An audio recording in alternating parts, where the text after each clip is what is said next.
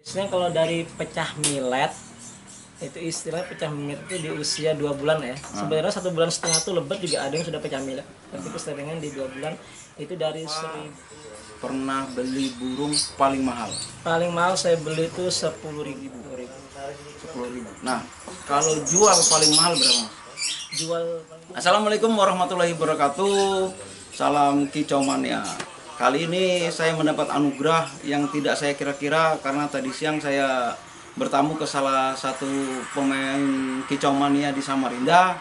Beliau merekomendasikan salah satu pemain burung lovebird yang sangat fenomenal dan juga sangat lama yang bisa dikatakan suhunya lovebird di Samarinda. Selamat malam Mas, dengan Mas siapa? Din Lombok. Nama lengkapnya? Hasanuddin Hidayatur Rahman. Kok bisa jadi dari Hasanuddin ke Udin Lombok itu dari mana ceritanya Mas? Ya, Hasanuddin kan biasanya kan dipanggil kan Udin juga ya. Karena saya ibaratnya berkecimpung di bisnis dagang jualan lombok. Jadi orang taunya Udin Lombok. Jadi disingkat aja Din Lombok gitu ya. Berarti Mas ini salah satu Udin sedunia berarti ya? Mas, bisa dikatakan gitu, cuma yang versi pedas ya. Seri pedasnya. Oke, itu Mas Udin Lombok ini mengambil nama Udin Lombok. Tadi kan udah dijelaskan tuh bahwa berdagang. Selain itu pasti ada sesuatu yang membuat Mas itu srek dengan Lombok itu ada apa sebenarnya? Oke, ini juga salah satunya ya. Alhamdulillah dulu sih sempat nama itu tulisannya cuma Din Sogem awalnya ya. Cuma kalau saya bikin Din Sogem seakan-akan semua ternakan saya ini genetik atau terah dari Din Sogem ya kan. Jadi saya buru-buru langsung saya ganti dengan kata Din Lombok. Kebetulan saya juga bisa berjalan hobi dan alhamdulillah menjadi bisnis ini kan dari saya berdagang sayur Lombok ya di pasar Segiri. Terus itu filosofi Lombok juga saya terapkan selalu di ring ini. Saya berpikir seperti ini, Lombok itu kan pedas Mas ya. Iya betul. Pedas biar gimana pun, dan Lombok itu saya anggap itu kebutuhan lah untuk kita makan ya kan.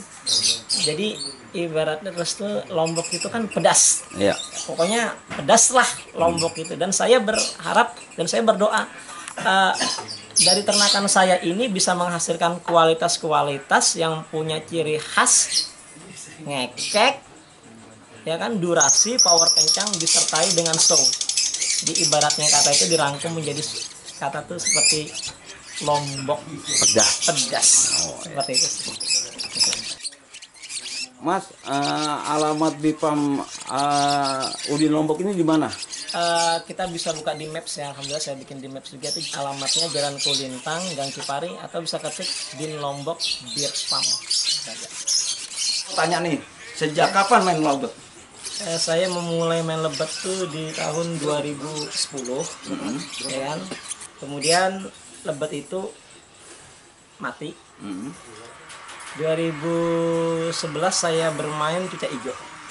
Malah ke cecak hijau ya, nggak ke lovebird ya? Ya karena gitu, kadang-kadang pemain ini kan berproses, yang mana ibaratnya kenanya jadi gacoan. Berhubung dari lovebird itu dapat gacoan cuca hijau, kita bermain cuca hijau. Nah, habis dari cecak hijau kembali ke lovebird-nya kapan? Nah, 2012 itu. 2012. Nah, di situ main ini di dalam arti sebagai lomba atau langsung ke ini peternak? Saya sebagai pelomba. Lomba ya. Jadi mulai berternaknya dari kapan?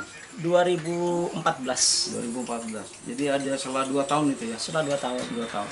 Kenapa mengambil jadi peternak, Mas? Sebenarnya semua itu berjalan begitu aja ya. Nggak ada keinginan untuk jadi peternak. Oh gitu. Jadi sempat beli burung dari dulu kan, kita nggak bisa pungkiri Pulau Jawa itu termasuk salah satu daerah yang punya kualitas lebet. Ya. Jadi kita beli dari Pulau Jawa, mainkan di sini. Kemudian tiba-tiba hang, kita beli lagi, tiba-tiba hang karena ilmu kan nggak seberkembang sekarang ya. Dulu namanya mandi malam mungkin kita nggak begitu paham, taunya melihat putih paling timun atau gimana ya kan. Jadi hang-hang ditumpuk burung itu saya gampang sih di sana ya kan, di pojokan sana. Baru kepikiran untuk beternak. Iseng-iseng sebenarnya ya, makanya iseng-iseng yang berhadiah, kalau bisa kita artikan itu iseng-iseng yang berhadiah. Nah, kita kan tidak memungkiri Mas, pemain burung atau kicau mania itu di belakang selain hobi kita kan pasti cari rezeki di burung situ. Benar. Pertanyaan saya, enak main lobet atau peternak dalam segi materinya? Sama-sama enaknya Pak ya. Sekali lagi saja, jujur ini enak mana? Main lobet dalam arti lomba atau berternak? Nah, kalau di posisi saya ini enak bagi peternak. Ya. Karena dari beternak itu menghasilkan pundi-pundi rupiah. Ya. Dan alhamdulillah pada saat kita bisa mendapatkan pundi-pundi rupiah itu dan kemudian lobet itu bisa berhasil juara di tangan pelanggan, itu kepuasan juga bagi peternak. Gitu aja. Selama main lobet sama berternak, berapa pernah beli burung paling mahal? Paling mahal saya beli itu 10.000. 10.000. Nah, kalau jual paling mahal berapa? Jual paling mahal tuh pada tahun 2012 atau 13 tuh ya. Pada saat habis lomba di Gepak Cup, saya punya lebet nama Sogem itu laku 30.000. Sogem? Iya, Sogem itu artinya soda gembira. Soda gembira. Jadi nama itu keluar dengan begitu saja. Karena kalau saya nongkrong itu senangnya kan minum soda gembira segar gitu. Jadi pada saat saya gantang lebet itu nggak punya nama. Apa aku namakan ya? Jadi langsung keluar dengan sendirinya spontan. Saya ngasih nama soda gembira. Kemudian teman-teman yang menyingkat Sogem, gem artinya soda gembira. Nah, ini kan saya dengar-dengar nih dari cerita-cerita teman-teman kicau mania yang saya kenal ini, bahwa Mas ini menjual burung masih dengan harga yang stabil. Alhamdulillah. Jualnya berapa nih Mas? Di peternakan sampean itu berapa jualnya? Minimal berapa, paling mahal berapa? Untuk anakan masih PAUD gitu ya. Biasanya kalau dari pecah milet, itu istilah pecah milet itu di usia 2 bulan ya. Sebenarnya 1,5 bulan tuh lebet juga ada yang sudah pecah milet. Tapi keseringan di 2 bulan itu dari 1.300 sampai 3.000. 1.300 sampai 3.000 itu belum keluar bakat. Gitu. 1.300 ini saya perjelas 1.300.000 sampai 3.000 sampai 3 juta. Nah, sampai up lah gimana gitu. Nah, ini yang jadi pertanyaan ini. Banyak pemain burung lobet ini ya, pemain burung lobet ini bilang bahwa harga burung hancur. Harga burung lobet hancur di Samarinda. Tapi kok bisa sampai bisa mempertahankan harga 1.300 sampai 3.000? Ya itu semua kembali ke kualitas ya. Biar gimana pun insya Allah kualitas itu akan selalu ada tempatnya di para lovers. Kalau menurut saya sih begitu ya. Cuma nggak tahu kalau orang mengatakan seperti apa. Kalau menurut saya tetap menjaga kualitas, insya Allah harga itu akan mengikuti. Gitu ya. Jadi sampean di sini mengedepankan atau mempromosikan adalah ternakan dengan anak-anak juara gitu Mbak. Bisa jadi itu. Saya ibaratnya lebih halusnya gini. Kalau saya menjelaskan ke pelanggan saya itu emang biar gimana pun gak bisa dipungkiri emang telah juara semua. Cuma saya lagi menjelaskan tuh genetik. Ibaratnya ini betinanya karakter seperti bla bla bla, jantannya dengan karakter seperti bla bla disilangkan, hasilnya begini.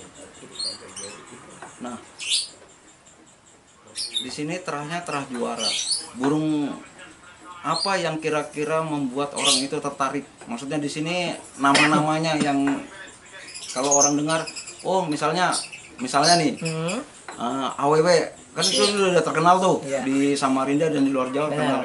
Maka anak-anaknya bisa dijual mahal, bisa jadi kan. Nah, untuk di farmnya Mas Udin, itu nama burung-burung yang juara apa aja? Di sini yang paling diminati misalnya kayak ungu itu indukan juga yang juga Ungu bisa itu bermain. nama atau Ungu namanya ungu, yaitu keluar dengan sendirinya. Nama itu seperti saya sogem tadi, karena apa? Kerodongnya warnanya ungu, jadi keluar dengan sendirinya. Ungu, baru tuh SL Starlight, namanya SL Starlight, baru gennya Nirwana, gen sogem. Walaupun sogem ini sudah ibaratnya sudah tidak ada, tapi alhamdulillah saya nyimpan anaknya dan anak jantannya juga dari situ. Dan yang lain-lainnya alhamdulillah sudah mulai menunjukkan juga bakat-bakat kualitasnya di pelanggan dengan torehan hasil juara, alhamdulillah. Mas, ini juga yang saya tanyakan kan, sampai sudah termasuk senior nih di burung lobet. Nah, kayak saya yang baru main sekitar 2 bulan ini, saya masih bingung nih membedakan apa sih bedanya burung lobet factor sama burung apa satunya, Mas? Factor sama konslet. Konslet atau gembung sadet ya. Nah, Semi. kalau kayak sampean kan mungkin bisa ngelihat aja, udah bisa ngelihat tuh. Oh, ini konslet, ini faktor. Nah, kalau kita yang awam kan nggak tahu nih, apa sih bedanya, yang membedakan ciri khasnya, yang betul-betul membedakannya apa gitu. Jadi kalau membahas ibaratnya factor dengan burung semi gacor ya, burung gacor lah, anggap kita burung gacor, kongset ya, ke arah kongset itu kalau menurut saya tuh sifat respon burung itu ke lawannya. Biasa kalau factor itu dia langsung nyari burung, ya kan? Ke kiri ke kanan dia respon untuk ngekek, ya kan? Sedangkan burung yang sudah kita sebut entah itu kongset atau kata gacor ya, kalau teman-teman bilang tuh gacor, itu biasanya sih dia tuh lebih cenderung cuek. Dia asik dengan aneh sendiri, dengan gayanya sendiri, tapi ibaratnya tiap orang bisa bermacam-macam mendefinisikan, kan menurut saya begini, tapi menurut yang lain kita tidak akan tahu juga, karena bermacam-macam definisinya dari burung itu. Nah, saya juga mau tanya nih, Mas. Di sini kan ringnya ring Udin Lombok. Iya, Udin Lombok ya. Udin Lombok ringnya. Kok bisa terkenal di Samarinda ring Udin Lombok ini, Mas? Ya, alhamdulillah ya. Emang saya nggak bisa pungkiri, mungkin itu memang rezeki dari Allah yang diberikan ke saya, doa teman-teman juga, dan kembali tetap menjaga rasa kualitas saya, menjaga rasa kualitas, dan tetap ibaratnya antara saya sebagai peternak dan pelanggan saya tetap terjalin komunikasi, nggak putus segitu aja. Pokoknya tidak, ibaratnya ada persoalan-persoalan di lebetnya, misalnya dengan persoalan naik birahi kah atau gimana kah, tetap kita konsultasi, tetap pokoknya menyambung terus silaturahmi, karena di hobi dan saya anggap ternak ini kan bisnis, biar kayak gimana kan, nggak bisa dipungkiri, ini bisnis tetap berlanjut, dan saya bukan tipe orang yang jual baru lepas, pokoknya berlanjut terus, dan kita nggak bisa pungkiri sebagus-bagusnya ternakan, semewah-mewahnya genetik terah, ya kan, kadang-kadang ada juga anakan yang meleset, kan Pak, ada aja yang meleset, cuma kita ibaratnya bagaimana caranya kita tetap bisa komunikasi terus, bagaimana kadang-kadang mungkin bakatnya di PAUD nggak kelihatan kadang-kadang, karena kelas PAUD sekarang ini kan bener-bener membuat persaingan itu lebih cepat, Pak. Kok si PAUD ini udah juara, sedangkan saya beli di Udin Lombok kok belum juara. Kadang-kadang saya memberi penjelasan ke teman-teman bahwa kalau ternakan dari saya itu di Lombok itu si ring Lombok ya. Kadang-kadang ya di PAUD mungkin untuk bersaing agak berat. Insya Allah di dewasa kalau dengan perawatan yang benar dan biar gimana pun faktor rezeki itu semua berpengaruh, Pak ya, Koki ya. Iya, betul. Insya Allah bisa aja lah untuk ngekek di gantangan bersanding dengan lebet-lebet lainnya. Gitu aja. Berarti walaupun sudah dijual burung dari sini, tapi komunikasi tetap, Mas. Alhamdulillah, komunikasi tetap saya jaga ya kan. Ya, berikutnya saya nih sering main Facebook nih, saya buka-buka. Di situ kok nggak ada promosi Udin Lombok nih. Maksudnya gini, pedagang lain atau peternak lain itu sering nge-share, ini ternakan saya, ini dari gen ini, kok sampai nggak nge-share tapi penjualan tetap lancar. Penjualannya seperti apa sebenarnya, Mas? Eh, Gini, ya sama sih seperti peternak-peternak lainnya mungkin ya. Semua berproses menawarkan barangnya gini-gini, dan saya lebih senang sih kadang-kadang kalau misalnya orang bertanya, Mas ada Mas saya penasaran dengan ring lombok nih, boleh nggak gini-gini, nanya-nanya gen ABC kan. Saya jawab aja dengan apa adanya, ini anakan dari gen ini A B C D, dan untuk lebih jelasnya mungkin sampean bisa bertanya teman-teman mungkin yang ada memposting juara ring lombok atau nge-tag saya dengan hashtag ring lombok. Karena apa, sebenarnya menurut saya promosi yang paling tepat itulah adalah promosi yang didengar dari orang lain. Gitu. Menurut saya begitu ya, begitu ya. Nah, ini yang sangat mengganjal di pikiran saya mulai tadi saya lihat-lihat farm sampean itu. Di sini ada kotak yang aneh. Kotaknya adalah kotak SGM. Ini buat apa, Mas? Atau makanan burung sampai dikasih SGM kah? Atau gimana ini, kok ada kotak SGM numpuk banyak gitu nah? Jadi gini, ini kotak SGM ini awalnya iseng-iseng ya. Ini sebenarnya kalau misalnya ada pelanggan beli lebet dari saya, lebet paut, gimana ya, kotak ini sebagai wadah untuk membawa.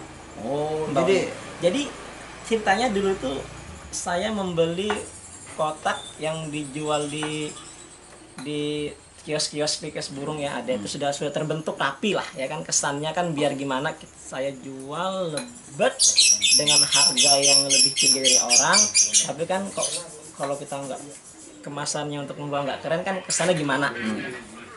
Tapi lambat laun pelanggan juga nggak mempermasalahkan dia membawa apa kan, ibaratnya pelanggan sering bertanya ada bahan kah, yang penting ada bahan, dia seret aja, dan tiba-tiba ini nggak sengaja numpuk di bawah, tidak dibuang sama istri ya. Jadi iseng-iseng, kenapa nggak saya gunakan aja ya ini untuk wadah kalau pelanggan beli. Nah jadi dari situ kadang-kadang hal-hal yang kita anggap simple, yang kesannya biasa-biasa aja, itu malah jadi daya tarik buat pelanggan saya. Jadi kalau misalnya kadang-kadang pakai kode kalau main ke rumah, adakah sudah kotak SGM-nya Om? Maksudnya itu dia udah nginden dan untuk siap untuk dibawa. Jadi kalau siap saya ambil kotak SGM-nya Om, seperti itu sih. Jadi kotak SGM ini digunakan untuk wadah untuk paut, Mas ya? Untuk paut. Paut jadi atau dewasa yang diminati oleh pelanggan. Bukan untuk makanannya robot, bukan ya, untuk paut. Nah, satu lagi, Mas. Kenapa ini ternakan ini ada yang ditutup, ini ada ditutup korden, ada juga yang enggak? Jadi gini, kalau yang belum ditutup korden ini bisa dalam masa ibaratnya baru penjodohan lagi, dari dia habis netas ya kan, refresh, dia lagi dijodohkan lagi, pengkondisian lagi untuk menelur tapi belum menelur. Sedangkan yang di kerodong ini posisi lagi ngeram nunggu netas, yang ini udah netas. Oh gitu. Ya kan sudah tua lah, sudah ibaratnya biar lebih tenang. Kadang-kadang kita harus memperhatikan sifat karakter indukan itu beda-beda. Jadi ada yang cukup dibuka, oh ini burungnya indukannya ini nggak terlalu ribet karena dia bisa mengasuh anaknya dengan baik. Tapi ada yang indukannya sensitif, banyak orang dia bisa naik birahi emosinya, alhasil anaknya jadi sasarannya. Gitu. Berarti tergantung karakter burungnya. Karakter burung. Kita bermain karakter burung ini bukan cuma saat lomba, bahkan saat beternak pun kita juga perlu memperhatikan karakter burung itu seperti apa untuk menghasilkan anakan yang bisa dipanen. Mas, ini entah fenomena apa atau gimana, saya nggak ngerti nih. Saya makanya bertanya sama Masnya nih, Mas Udin, kenapa tren di gantangan untuk lobet kok turun? Ada apa itu, Mas? Turun ini gimana dulu ya? Ya Macam-macam maksudnya dulu menurut cerita ya kan, saya tahunya menurut cerita dulu kalau sekali gantang lobet itu full. Sekarang kok makin menyusut kenapa? Hmm. Jadi ini bermacam-macam faktor sih, Mas ya. Karena saya juga kadang-kadang menggantang burung, saya ngumpul juga dengan teman yang A, B, C, mendengarkan keluh kesahnya kan. Kadang-kadang mungkin gitu ada burung-burung yang kelas vector ya, mungkin kita ngomong kelas vector karena yang di Samarinda ini lagi rame kan kelas vector. Iya. Kadang-kadang mungkin tersusupi kah burung-burung yang kita bisa bilang anda kutip itu kongset kah atau gimana, jadi kepercayaan pemain terhadap suatu gantangan itu kadang-kadang bisa berkurang karena faktor itu kesulit itu. Dan mungkin barangkali pihak EO yang sebagai EO yang menilai ibaratnya juri di sini kita bilang mungkin karena yang dipantau tuh 6 burung tidak fokus dah ini burung tipe apa, jadi tetap yang penting ngekek dianukan bendera aja, jadi faktor-faktornya itu kita juga banyak kalau sebenarnya kan. Nah, sama ini lagi Mas, pertanyaannya yang agak mengganjal nih pikiran saya sebagai pemain pemula ini kan. Gantangan lobet pemainnya beberapa ada yang di pojok-pojok. Kenapa nggak digantang sekalian jadi satu gitu? Maksudnya biar penonton enak juga lihatnya, terus juri juga enak jurinya, nggak pisah-pisah gitu. Kenapa sebenarnya itu? Nah itu faktornya macam-macam mas. Kalau kita ngomong soal begitu, mungkin barangkali kita berbicara tentang kenapa sih burung orang itu mainnya jauh, barangkali dia kalau gandeng burung dia malah tidak ngekek, ibaratnya langsung poek-poek aja kebanyakan daripada ngekeknya. Mungkin menyiasatinya dengan gaya seperti itu, style settingan seperti itu ya, dijauh-jauhkan. Jadi sangat wajar sih, tergantung karakter burung orang seperti itu kan. Dan alhamdulillah kalau di ring Lombok sih, lebet-lebet ring Lombok malah senang itu gandeng real factor menurut saya gitu. Kalau Mas sendiri maunya pribadi Mas nih ya, maunya itu kalau lomba lobet itu satu atau jauh-jauh gitu Mas? Tentunya satu dong. Jadi kualitas itu terlihat, kekekan itu namanya gini. Kita gantang burung itu kan ibaratnya menyalurkan hobi. Dan bagaimana caranya kita ngomong lebet ya, lebet yang kita gantang ini bisa bersaing dengan lebet-lebet lain. Jadi kalau misalnya gandeng tuh semua terlihat enak gitu. Karena pandangan ini kan enak, dekat-dekat mandang-mandang gitu kan, bisa membedakan dia terlalu jauh gitu kan. Oke Mas, sebelum kita akhiri nih wawancara karena sudah terlalu panjang ini kan, panjang dan lebar. Silakan Mas buat kata-kata buat pemain lobet untuk bersatu seperti apa, silakan. Untuk bersatu seperti apa ya? Sebenarnya ya oke, untuk teman-teman lobet lovers, sebenarnya untuk kita bersatu di dunia perlobetan ini gampang. Pokoknya yang penting kita tetap semangat menjalani hobi ini, ya kan? Terus tetaplah bersama orang-orang. Nah ini penting juga sih. Kenapa sih orang-orang tuh bisa bertahan di hobi ini? Kenapa sih dia cepetan? Simple sih. Bila mana kita bisa bersama orang-orang yang membesarkan semangat kita, insya Allah hobi ini akan jalan terus. Jadi tetaplah bersama orang-orang yang bisa membesarkan semangatmu, itu ya sih menurut saya. Itu buat pemain lobet. Nah sekarang buat menarik pelanggan untuk datang, promosikanlah farm Mas Udin Lombok ini supaya lebih banyak yang mengetahui lagi, silakan.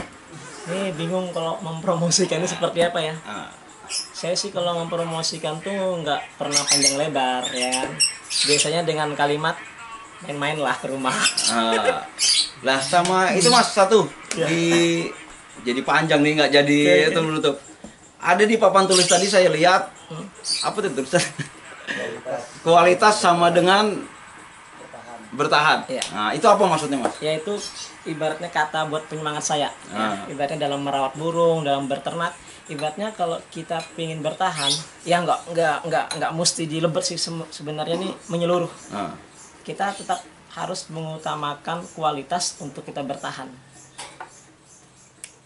Selanjutnya kualitas itu dibarengi dengan ibaratnya pelayanan kita terhadap pelanggan, walaupun nggak bisa dipungkiri kadang-kadang ada aja sih kecewa orang tuh, pastilah tuh lumrah ya sebagus produk. Cuma kembali tetap saya harus membuat kualitas lebet Untuk bertahan. di farm saya untuk bisa bertahan dan bersaing dengan lebet-lebet yang semakin mewah sekarang ini. Oke, Kicau Mania dimanapun kalian berada, itulah wawancara singkat saya dengan Mas Udin Lombok. Semoga konten ini bermanfaat.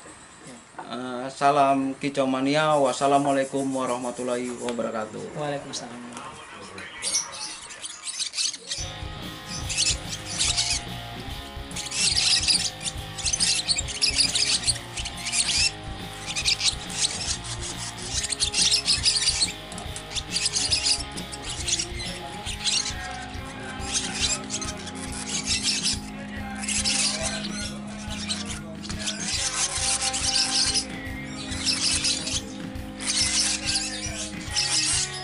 Berapa bulan? Berapa hari? Yang ini 2 mingguan nih. 2 minggu. Berarti dilolos sendiri ya? Kalau sendiri usia 5 hari saya ambil. Nah, kayak ini kan ini usia sekitar 7 hari yang 2 hari lalu ambil. Ini kalau nggak diambil umur segini, kadang-kadang dibunuh sama indukannya ya kan. Jadi untuk proses gede gini ya nggak segampang yang dipikirkan, karena ya prosesnya gini. Itu makanannya dilolos sendiri atau pakai apa dia? Pakai kayak suntikan. Pakai suntikan. Sehari berapa kali makan? Ini kalau ini 3 kali. 3 kali. Ini masukin itu. Tuh. Ya. Tembak. Pakai tembak. Ini kan masuk. Tembolok masuk. Oh, langsung ke temboloknya dia. Kalau yang ini sama juga? Itu 2 kali. 2 kali. Dengan pet juga? Enggak. Pet juga. Ada yang sudah pikat ngirit sih.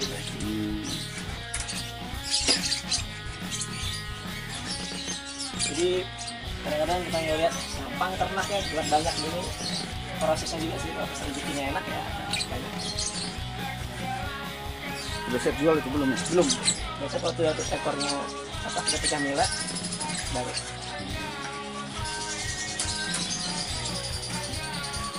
Jadi untuk proses ke ini ya dari kecil gini prosesnya. Kan nggak langsung jadi diambil, kalau enggak kita nggak panen.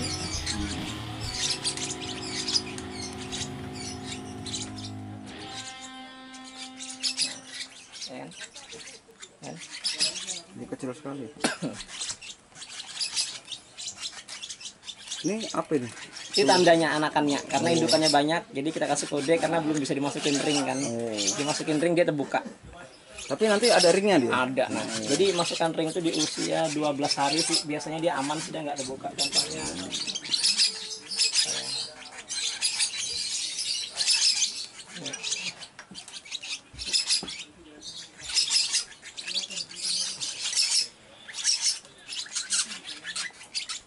Nah ini usia sekitar 14 harian nih. 14 hari sudah dipasang ring? Ya, 14 hari atau mungkin lebihnya, lebih mau 20 harian. Nah pasang ring, dan ini ring rapat kan. Ringnya saya bikin memang rapat untuk menjaga nggak lepas. Tapi besarnya nggak berpengaruh deh? Nggak, tetap aman. Tetap aman. Kayak gini kan ini sudah mentok ini. Sebelah ini kan sudah mentok gede ini. Pastinya masih ada untuk naik turunnya. Ring ini sudah terdaftar, Mas? Maksudnya terdaftar gimana? Sudah, maksudnya banyak orang yang kenal berarti ya? Alhamdulillah. Oh, gitu. Apa nama ringnya? Ring Udin Lombok. Udin Lombok ya? Kenapa namanya Udin Lombok, Mas? Kebetulan saya usahanya kan jualan sayuran, jual lombok. Jadi biar gampang diingat pakai Udin Lombok aja ya. Dan kebetulan Lombok itu kan punya arti filosofi tersendiri buat saya. Bagi saya sih ya kan. Oke.